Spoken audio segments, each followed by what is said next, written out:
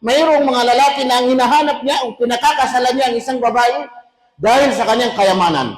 Mayroong lalaki na hinahanap niya o pinakakasalan niya ang isang babae dahil sa kanyang pamilya. Mayroong lalaki na hinahanap niya o pinakakasalan niya ang isang babae dahil sa kanyang kagandahan. Mayroong lalaki na hinahanap niya o pinakakasalan niya ang isang babae dahil sa kanyang relihiyon. Hindi na lumalabas dito sa apat na ito. Tanungin natin ang ating mga sarili. Naghahanap tayo ng mapangasawa. Ano yung hinahanap natin? Mayroon sa atin ang hinahanap natin dahil mayaman para hindi na tayo mamroblema na mayaman na eh. Mayroon sa atin ang hinahanap natin dahil malaking pamilya para umangat ang ating standard, ang ating antas. Mayroon sa atin ang hinahanap natin dahil maganda. Kahit na hindi pa Muslim, ang importante maganda.